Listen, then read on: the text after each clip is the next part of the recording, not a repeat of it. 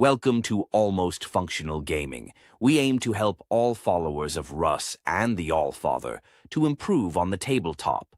List building, tournament recaps, unit reviews, weekly council of the Fang, and other tips to help us all go from almost functional to fully functional. Please like, share, and subscribe. Also, check out our merch store and Almost Functional score tracker on Amazon. What's up, guys? Welcome back to Almost Functional 40K. Probably going to be flying solo again tonight. So just going to talk about some topics I wanted to get into. I want to talk about secondary missions, specifically as they relate to Space Wolves. Possibly get into certain missions and how they do or don't play differently. And I want to touch on the new BattleBase app that we have been using, and we're going to start using for the stream, and a lot of people have been using, that I really think there's a lot of nice things about.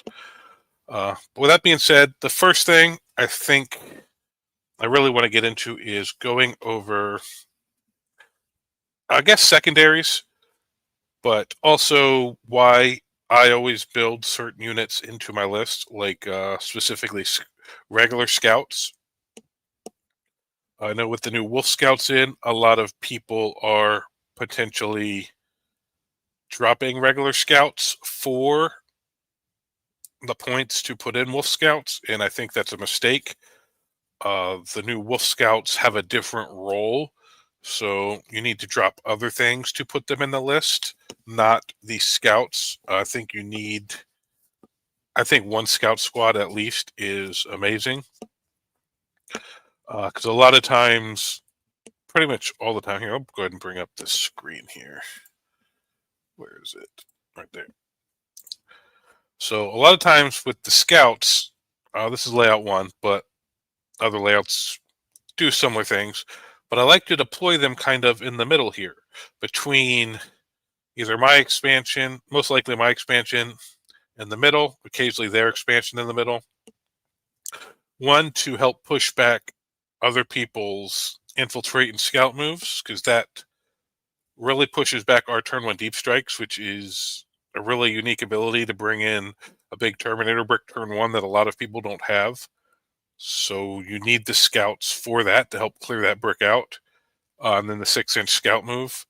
And I know the new Wolf Scouts could do the same thing, but at 105 points with the damage potential they have, I don't want to use them as sacrificially as you would use Wolf Scouts.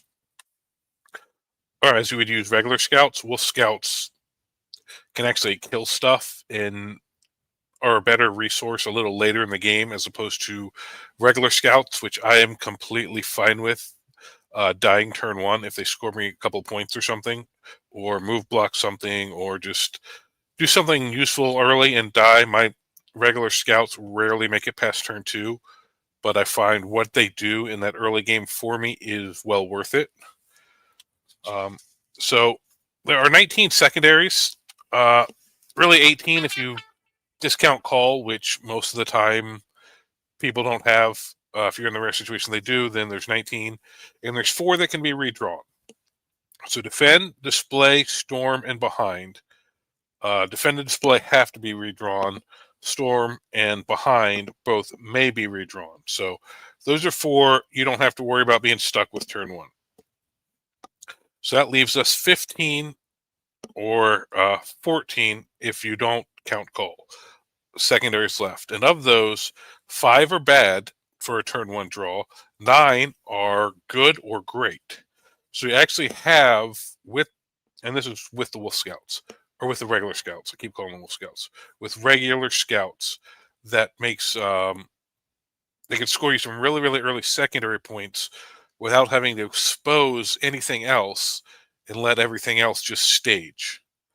And the bad ones are overwhelming most of the time, but occasionally someone will have an infiltrator, a scout, or go first and put something on an objective. So that's potentially bad turn 1, but not always. Assassination is normally bad. Bring it down is normally bad. People don't normally give you good options for those turn 1. especially if you get first turn. No prisoners. If you get first turn's bad. If you go second, occasionally you can get a couple points there. And then marked for death is normally really, really bad early. But then there's some really good ones. So establish, you're probably going to get 2 points only. But 2 points is 2 points, especially early. Sabotage, you could get a 3 or at least force them to send an asset to have to kill your scouts if you infiltrate them. Scout move and then move back into like this building here. Force them to send an asset that can kill 5 Marine bodies in most likely combat, because it'll be hard for them in a lot of the layouts to get a good angle back into this building. But something that can kill 5 scouts reliably, or they have to send multiple assets to do that, or they have to give you the sabotage. So you either get the points or force them to give you assets. That's great. Engage, probably only going to get 2 points on this, but you'll throw the scouts away. Recover, normally a pretty easy 3 turn one. Tempting target, I could possibly pick a really hard to hold expansion over here. But with wolves, we do have some decently fast units, and if you're going first, you could potentially get there. And another thing people don't think about is tempting target. Once they pick the target, it stays. So you could hold that till the end of their next turn, since if most of us are running Bjorn, so you don't need the CP, to force them to really have to commit to holding that objective, or knowing they give you the potential of scoring it the next turn. Cleanse, you should be able to get an easy 2 with the scouts. And if you have Fenrisian wolves or something over here behind a wall, tag teamed back to Bjorn, or lined back to Bjorn, you can get 2 easy cleanses. And then there's 3 that are really just great turn 1, especially if you go first. Secure, extend, and area denial. Because you can get those without exposing the scouts, and if you, or with anything but the scouts, and if you draw 2 of those, like, so say you draw extend an area, your scouts just walk to the middle here and score you 9 points. And if you draw secure an area, your scouts can, on most layouts, touch both objectives and be in range for area. So now you're getting 10 points. Same with secure and extend, you could get a 9-point easy. So that's just, and a lot of times you'll get one of these. So you're scoring like a 4 to 10 secondary points fairly easily turn 1 without exposing anything but the scouts, while everything else stages for you. So for 70-point unit, I just really like that versatility. And then there's been certain matchups, especially on like layout 1 or some of the other layouts. Say you're fighting a vehicle heavy army or something, and they're had to deploy, say, search and destroy back here. You just advance up into here. No, not Peter John. Regular scouts. I'm talking about why regular scouts are still needed, even if you bring wolf scouts, because wolf scouts you don't want to sacrifice early. Wolf scouts are actually beneficial later in the game with damage and stuff. You want to keep your wolf scouts alive as a trading piece, as to go deal with some enemy chaff once they start pushing up. But what I'm thinking is a lot of people are dropping regular scouts for wolf scouts. I'm thinking that's a mistake. You need to drop something else for the wolf scouts, because I find regular scouts still, especially the way I play, take such a key role in the list. So I think wolf scouts are good, at least 1 unit. I know a lot of people run it 2, but 1 to 2 is fine. But I don't think they replace 1 regular scout unit. And then, and so that's basically just my thought on secondaries turn 1 and why scouts just make the game so much easier. They clear spots out for you to drop your terminators in turn 1, and they let you not expose anything else, so you can score 4 to 10 secondary points most of the time fairly easily. Obviously, there's going to be that game where you draw marked in assassination, spend a CP to get rid of it, bring it down, and get 0. That, I mean, we all have had those games, but now those are gone, and you got pretty good secondaries left. So then you can, if you draw those kind of secondaries, either hide the scouts to uppy downy, or you run out to move block, or just, something else with them. But most of the time, you're going to draw at least one of the decent secondaries turn 1. And so and that leads into another thing I've been thinking about with wolves lately is wolves. Stormlance, full aggressive jail, Thunderwolf style is different. Like that is full go from the get-go. But other than that, most wolf builds, I'm finding that wolves play best if you're patiently aggressive. You don't go all out till turn 2 or 3, depending on whether you're going first or second, what you're playing. But a lot of times you stage turn 1, turn 2, you send one or two things out to just kind of deny their primary, keep, maybe you don't get a good primary turn 2, but you make sure they don't, and then you send swarm the middle, and try to tank their primary turns 3 and 4 while you score good primary. That's how I've found it's been working well for me. Yeah, Peter Johnson. I also dropped the Thunderwolves to put in the Wolf Scouts. I've only got one game with it, and it was a really weird game into Necrons, where they didn't have a lot of good targets. So they didn't do much. They got me a defense stronghold, and I think we were playing supply drop, if I remember right. So they didn't do much. I saw the potential, but just the way the game played was kind of weird. So they didn't actually get to do anything, but I could see the potential there. So I'm going to play a couple more games with them before I have to submit my list for the Dragons Cup in December. Well, it is December on the 13th, so I got 2 weeks. Lists aren't due till day of. They're not letting us know what the missions or deployments are until day of, so we won't have any of that information early. So I have time before I make the decision to take the Thunderwolf unit or the Wolf Scouts, because the rest of the list is kind of set. But from there on, Wolves, I find, play secondary fairly well. But that turn 1, getting yourself a good secondary score really, really just makes the rest of the game easier. So that's one reason I really wanted to touch on that. But yeah, just because turn 2 on, secondary will change every game depending on what's happening. But your turn 1, especially if you get first turn, you can kind of have a set way you have it set up to know you're scoring decently. Because if you go second and like I have the 2 Terminators, you might not be as in good position to get the secondaries, but now you have the turn 1 deep strike and then the top of 2 rapid ingress to really put pressure. Whereas otherwise you have to drop yours top of 1, your 1 unit top of 1, and if you want a rapid ingress, you have to wait till bottom of 2. So it's not as bang bang. So I find getting those early secondaries lets you play a more patient game. But that's my basically thoughts on that. But I also wanted to touch on, before I get into submissions and stuff, there's this new thing out called BattleBase. I'm not sure how long it's been out. I ran into it first at the team event we went to last month or the month before. But we're going to go ahead and pull this up. It is a scoring app. Let's see. No. How do I do a new battle? Oh, do start a battle. So it's at battlebase.app. You can do it on the computer, which is nice. Also, they have an app for your phone. We're going to just do a test battle here. They also have a really neat overlay, which the guy told me about, which I'm going to be using on our next stream game. So you'll be able to see CP, secondaries, points, all that on the screen. So that'll be really nice. But basically, you select the battle type.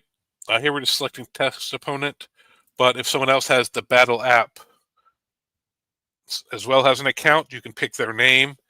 And so it'll actually, and then people can watch your games live to see what turn you're on, what phase you're in, what secondaries you both have drawn, which is kind of cool. You can make it public. This is a test game, so we're not going to make it public. You can choose whether you do or don't want the app to track your command points.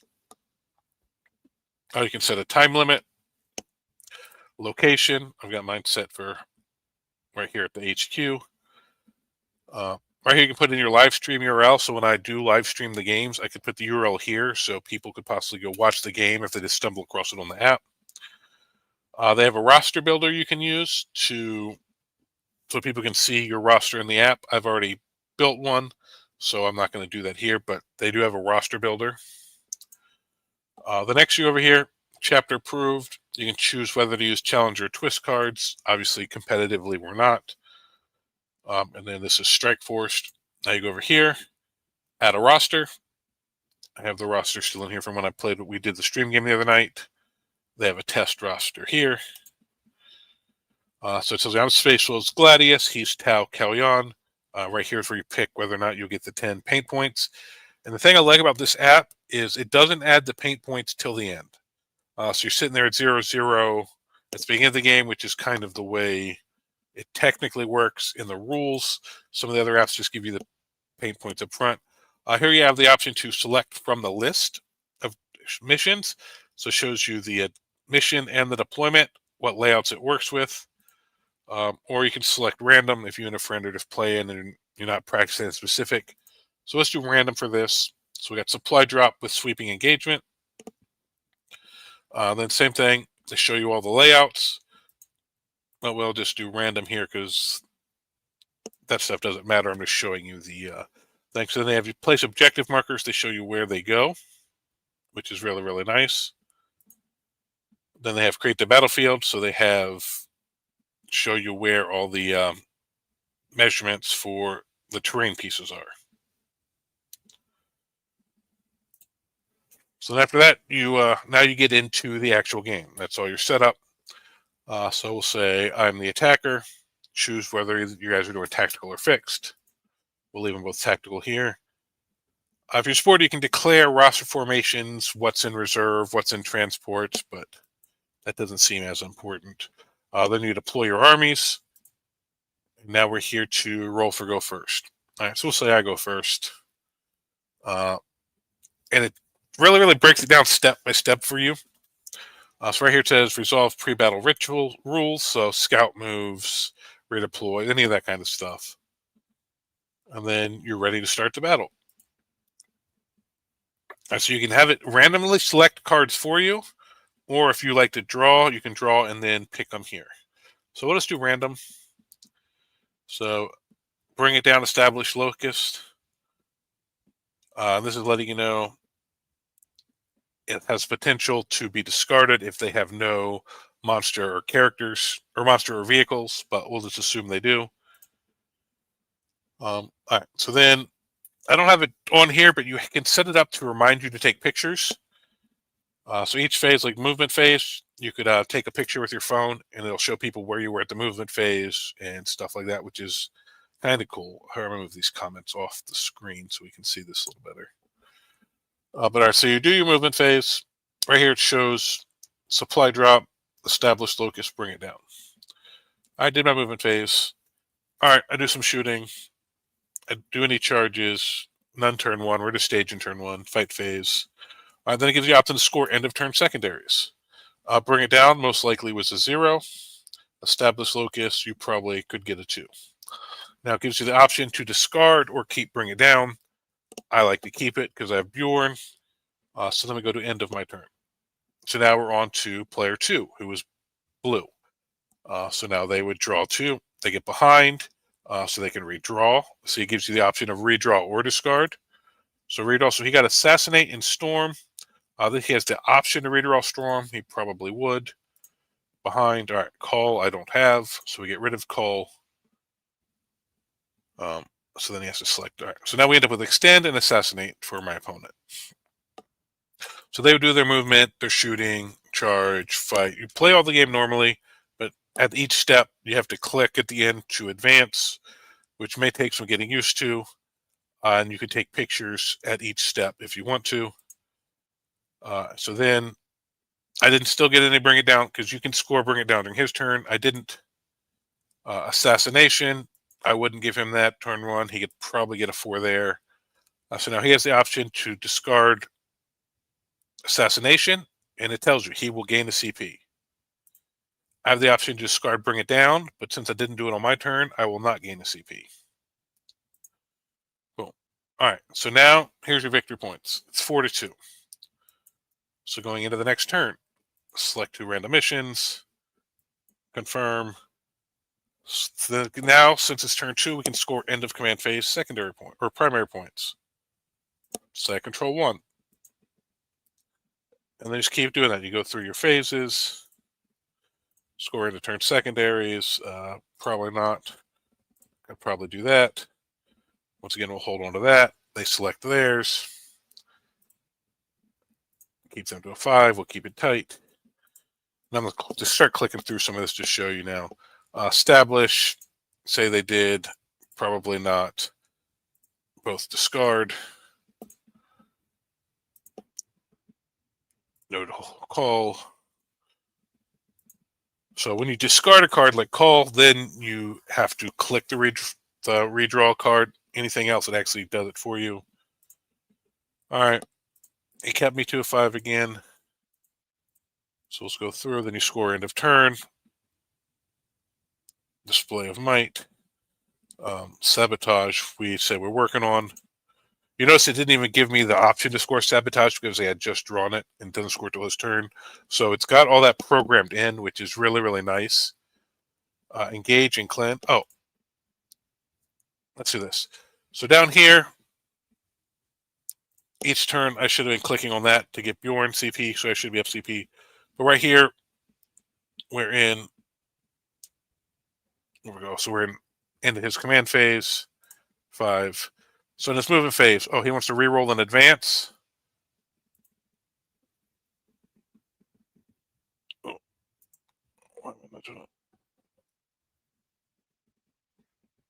No strategy moves. Oh, go to the movement phase. Sorry. I wasn't actually in the move. So now he wants to reroll in advance. 1 CP. So it actually will track there. Then you can view all stratagems. So these are all stratagems he has access to. And then on mine, I would have the same thing. Boom. So I have squad tactics. Oh, he moved near me. I could reactive move. Here's the core strats. And then you can view all strats. Because it shows you the ones you can use in that phase, but at any time you can choose to view all your strats. The only thing I haven't found yet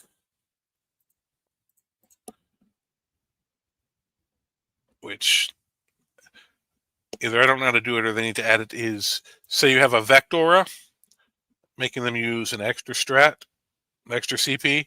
So a lot of times you just have to click on an extra strat that they're not using just to get rid of that CP. So that's the only thing I've found that's slightly not the way I'd want so far.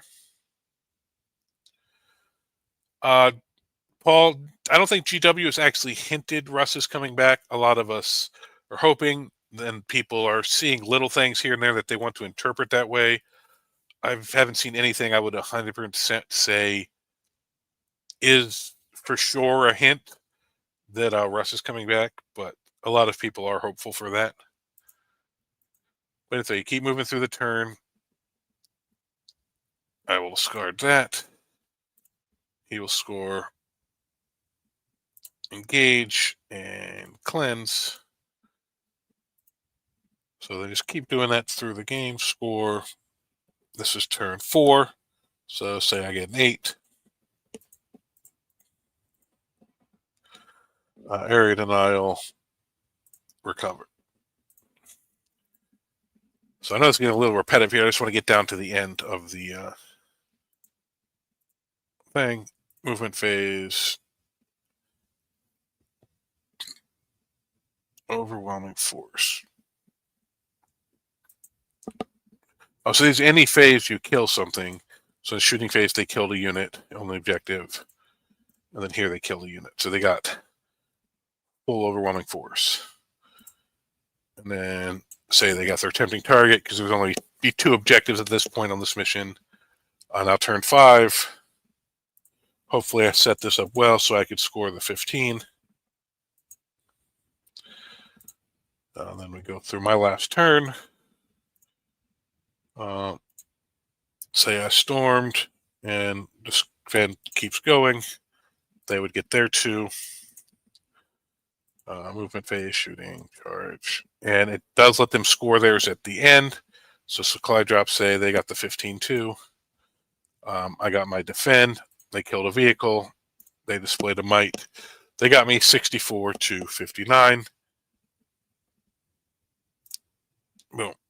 And if you look here, you can see it tracks victory points, who's in the lead, like battle round 1, battle round 2, up, down. Sends command points, who has, who doesn't. Obviously, I wasn't really spending command points going through this. So it takes a minute to click the thing each phase, to go in and click the thing instead of just turning your dice down to spend your CP. To remember to take the pictures if you're doing all that. But it seems like a really useful app. You can do it on your phone. And then you finish and declare winner. It shows all that there. It actually keeps track of this stuff. We both gained 10 victory points for paint. So it ended up 74-69. But here, let's go back to their main thing. Can I delete this? Yeah, delete. All right, so you can see latest battles. We got a Saga of the Beast Slayer going into Grand Coven right here. Leviathan number 1. Hammer and Anvil. Chapter approved. All right, Warhorn. Let's see if we can find a game that's fairly. There we go. 18 to 18. Battle round 2. So they're playing at Arcane Hobbies in Canada. They're playing Purge the Phone Dawn of War. It's 18 to 18 right now. They're both painted, so they'll get 10. So they're playing Purge. So we got turn 1, we got an 8. And he got a 4. So I believe they scored this wrong because you can't score 8 on Purge anymore. You can only score 8 for killing. You don't get kill anymore. So that's probably a mistake. But here, you got 4 and 4. He got, and when you're looking at their secondary certain, so turn 1, he got 2 for Marked for Death, 4 for Extend. He's probably working on Sabotage right now. He discarded and displayed my. Oh, and right here you can see it's his turn. So he had bottom. He's going second. So he's got bottom of 2. Over here, he got 2 for Prisoners and 3 for Overwhelming Force. Looks like he achieved that turn 2. So possibly on his opponent's turn. Or no, he went for. Oh, so he held on to that and then scored at turn 2. That's what happened. And then he got 5 for Tempting Target. Let's see, victory points are right there. Command points highest has been 3. Right now he's at 1. He's at 1. I don't think it actually shows which strats have been used unless you're going through here. But pretty cool app. I have enjoyed playing around with it. See here you can see they're taking battle photos. So we got these guards and knights. Oh, what was this game? Back. Oh, there we go. Let's click out of this picture. Yeah, Valorstrance Knights versus Combined Arms Guard. Well, that's a cool picture. Look at all these guard tanks. Oh, here's my screen. That's not what we wanted to do. Sorry, I was trying to see a better view of this picture, but... All right, but that's enough about BattleBase. I think it's a really cool app. Look into it. I still sell, if you like paper scoring, I still sell my score sheets on scorebooks on Amazon, which I still use. I mainly just use this for the streams. But I know some people, younger people, are more tech savvy, so they like doing that stuff. Some of us older guys like pen and paper. So just different options. But with that being said, the other thing I wanted to talk about was missions. So there are, so there, 1, 2, 3, 4, 5, 6, 7 main missions you see at tournaments. Linchpin and Take and Hold. These are very, very generic 40K. So let's just say here's Tipping Point. Oh, let's bring this back up. So to say you have Tipping Point on Linchpin and Take and Hold, basically you want to try to control 3 objectives. Linchpin holding a fourth will get you 15 instead of 13, but that's not that really big a thing. Linchpin, you want to have to hold your home. Take and hold, you don't have to. You could hold the 3 middle, but normally you want to hold your home and 2 here. I find wolves really excel in this game because we're really good at taking the middle early and keeping you from getting there so we can gum people up. Maybe you don't go turn 2, maybe turn 2, you keep it to a 5-5, you're both holding your home. You don't expose here, but you make sure he doesn't hold.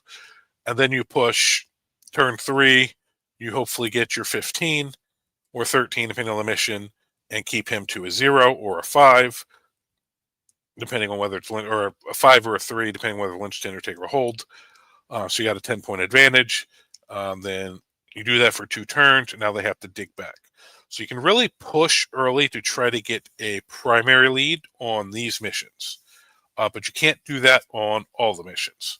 So these two really play into that really well. So I find Linchpin and Take and Hold benefit being a little more aggressive earlier to just get up on primary while you can, because there's points there to score. Scorched Earth is very different. Scorched Earth, you're only able to score a max of 10, and your home counts. So you're both getting that 5. So you both hold your expansions, you're sitting at 10s. So you can play a little more patient game, especially if you're going second. It'll be easier for you to burn. And depending on how things work out, I have had situations where I got turn 1. It was on more like search and destroy. Let's see, I got a search and destroy here. So I was able to deep strike Arjax squad over here. I think it was like layout 6. There's a ruin here on turn 1. And then on my turn 2, walk Arjax Terminator squad onto their expansion and start burning it. They weren't able to shift me. I get 5 extra points. That's gone. Now, instead of us trading 10 and 10 from the expansion and the home, they got to go home in either our expansion or home in the middle to get their 10. And this puts them in a bad situation, because not only do they have to hold these 2, they have to push to deal with this Terminator squad, or they leave you the option to walk over here and be in position to burn their home. So if you get the right layout and deployment, and you're able to drop that 10-man Termy squad with Arjack or Logan, depending on how you're running it, here, behind safely from all their shooting and stuff, pull off this burn early, you really put them in a bad situation. They have to come hard to counter to your expansion, which if you let them do that, then you're in trouble, because you scored this 5. They take this from you. Now you have to try to take it back or take this. So you want to set up so that you can defend these 2, take this one, and then the Terminators can either go threaten the home or go help hold the middle, and you're just keeping them to 5s, and you got the extra 5 that they were hoping to get with having end of game.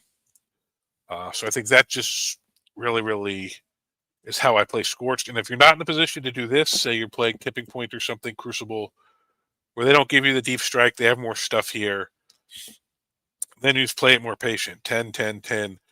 And then if you're going second, you can wait a little later to push. But if otherwise, I like to push like turn 3 or 4 just to swarm the middle, to have so much stuff that they're not able to get that burn off, to get that extra 5 points that they're kind of banking on. But that's really where I see Scorched plays a lot different than Supply Drop and, or not Supply, Take and Hold and Linchpin. With that being said, let's go into Supply Drop. So Supply Drop against most armies, I find, is a good mission for Wolves. So you can have these 2 expansions here. One's going to go away at the top of turn 4. One's going to go away at the top of turn 5. So turns 2 and 3, these are all worth 5 points. You can score up to a maximum of 15. So you can play pretty standard 40K. If you can hold 2 to their 1, you don't have to do anything crazy. But you don't want to expend too many resources early, because the objectives get worth more at the end. You want to be able to push late game for the center. So then turn 4, say our expansion goes away, these 2 are worth 8. So basically you want to try to keep the score pretty close. If you're going second, you have a big bonus to knowing you can try to score at the end of your last turn. But so we'll say we're going first. We want to kind of keep it close. Turns 2. Turn 3, we want to push to make sure that we get at least an 8. Or that we're in position to make sure they get a 0 on turn 4. Because if we get an 8 and they get an 8, fine. If we get a 0 and they get an 8, that's bad. If we get 0 and they get a 16, that's really bad.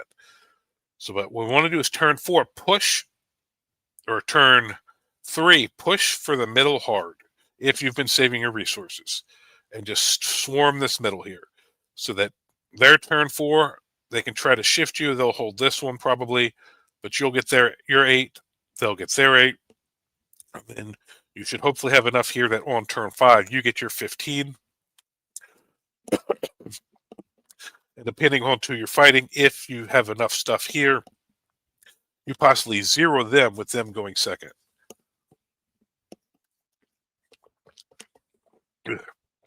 I find wolves are one of the few armies that can do that because their termies and stuff are so survivable.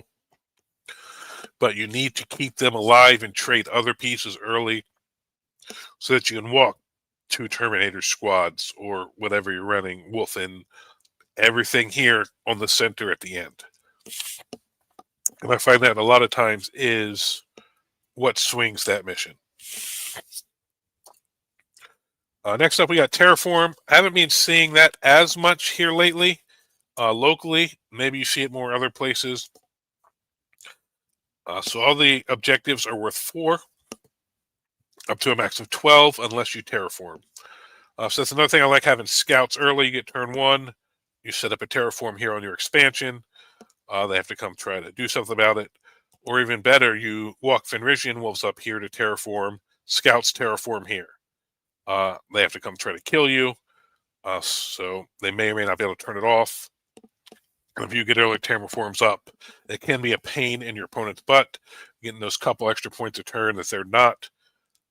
So I find wolves are decent at that. And then other than that, you play it the same as take and hold and linchpin. You want to push kind of early, keep your Terraforms up, tank their primary early, and maybe they kill you, but hopefully you're up high enough that they can't do anything about it late game. So then next up, we have Purge the Foe, which wolves, depending on what we're playing into. We're playing Custodes or Knights. It's a bit of a pain in the butt, but against most armies, we're harder to kill than they are. So I find Purge is good for us in most situations, but you want to make sure you're killing something every turn, and you want to try to not let them kill more. And other than that, it's just hold more. So holding 1, holding 2, doesn't matter if they're holding the same as you. So if you can hold 2 and keep them to 1, great. You can hold 3. Now you're going to get the hold more. But I find early, you just want to try to keep it, not let them get hold more. Try to keep it hold, just those 4s. And try to get some kill mores early. And then late game, little mid game, maybe try to push for a hold more then while you're still getting the kill mores. And then that's really, if you're not giving them hold mores and you're getting the kill mores, if you get 1 hold more in middle game, a lot of times that's too much for them to overcome.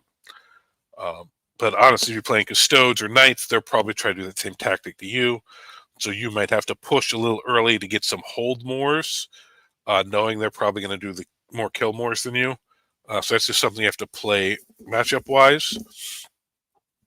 But I find most of the time Purge Foe can benefit Space Wolves, especially in like Aldari, Drukhari. They have so many trading pieces that they're going to give you kill more most turns. And then the last mission that you see at events is Hidden Supplies. So this is the one where this middle objective would split, like this and this. This is one of the... So it would go toward the No Man's Land side. Other than Hammer and Anvil, it always goes toward the No Man's Land. Hammer and Anvil will randomly split because both sides touch the No Man's Land. But basically you have one here and here. So basically it's really easy to hold your expansion in the second one here, and it's going to be the same for them. This one is really weird. So you get 5 points for controlling one objective in No Man's Land. You get 10 points if you control 2 objectives in No Man's Land. And then you get additional 5 points if you control more. So say I control these 2 and my home, I'd get a 15. But if I control this one in my home, and they only control their home, I'd still get a 10. 5 for the middle, 5 for hold more. So the hold more doesn't only happen if you hold 2 in the middle. The +5 happens anytime you hold more. So if for some weird situation they held no objectives and you held your home, you'd get 5 points. I've never seen that happen, but if for some reason it ever did, maybe late game you'd killed most of their stuff, but you only have like 1 unit here and this one your objectives contested because neither of you has much stuff left, you'd get the 5. But other than that, this one plays a little similar to some of the other ones where it's like even objectives and you max 15. Because basically what you want to do is try to hold these 3. Oh yeah, there's 3. I was forgetting the split for a second there. So you're holding these 3, and they're going to try to hold these 3. So what you do is hold these 3 and try to make a push to take one of these. If they try to hold these too hard, you could always try to make the push this way into their home, which occasionally is a weirdly works because they have 2 objectives here. So sometimes they'll push a little too much assets here and give you the option to slide this way. But most of the time, you're between the stuff you have here and the stuff you have here, you can clear them off one of these and try to get your 15 that way. Because if you can get that 15 once early, really, really tough for them. And then with wolves, you could potentially push really, really hard this way and push them off both of these. So if you could possibly get a 15 and give them a 0 once in the game. So you're keeping it close, changing the 10s, both holding 2 in the middle, both holding 2 in the middles. Then around turn 3, make a push to push them off here. So all of a sudden, you get a 15 for more, they get a 0. That would be brutal on them. Then they have to push hard to either take this back to get back to 15 or get back to 10s each. Because it'll be hard for them to take this and that, depending on how the game's going. So I find that's the way I like to play hidden supplies. Just keep staging, trading a little, turns 1 and 2, and then like around turn 3 or 4, depending on how the game's going, make a hard push to 15-0. Because then even if they push hard and kill you back on turn 5, that's still a 15-0. The best they're doing is coming back to tie. But it'd be hard for them to push you all the way back. So if you get that 15-0, now they're looking at a 10 to probably a 10. So you got that 15 points. So even if you're losing a little on secondaries, that can really, really be a key play. And I find wolves can do that fairly well because we're durable. You drop some staging deep strikes here, have some stuff holding over here, push double up here. Obviously, depending on which deployment, what you're playing against, all that can change. But that's my initial thought on the missions going into them. And then once you sit down and see what you're facing, you can adjust that slightly. All right, I need to go earlier. I need to go later. That's not going to work here. I just need to keep it to the 10s and try to beat them on secondary. So I can tweak. I'm going first. I'm going second. But that's mainly my approach to the missions, and especially with the way I like to build my lists. Especially right now, I have the Land Raider with double blade guard or blade head taker in it. And I got the 10-man and the 5-man Termi. We got Bjorn, so it's just these are good, tough units that can do a lot of damage, especially in the infantry type armies, and are good at pushing the middle. And the Redeemer's Overwatch is just, I've been really, really enjoying it. All right, so that's basically my thoughts on missions, secondaries, the new BattleBase app. Is there anything else you guys wanted to talk about? Any other thoughts anybody else wanted me to get into? I know it's been kind of rambling on for the last 45 minutes.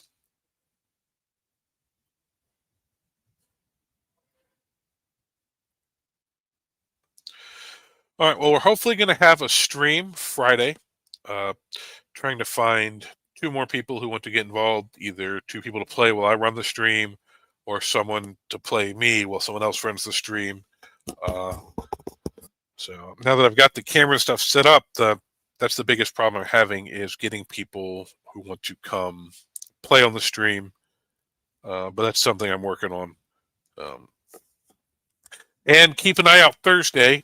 I'm trying to confirm a time and if it's actually happening. But I've been talking to Michael Mann from Art of War. Hopefully Thursday evening we're going to do an interview about his thoughts on Wolves, his GT winning list, stuff like that. Just his journey of playing Marines, because Space Wolves were his first Marine army, coming from orcs and stuff like that. But with that being said, if there's no more questions or anything from anybody, we're going to call it here, and I'll catch you guys next time. Thank you for watching Almost Functional Gaming. We appreciate the support of all followers of Russ and the Allfather. Please like, share, and subscribe. Also, check out our merch store and Almost Functional Score Tracker on Amazon. Everything helps support the growth of this channel, and we appreciate it.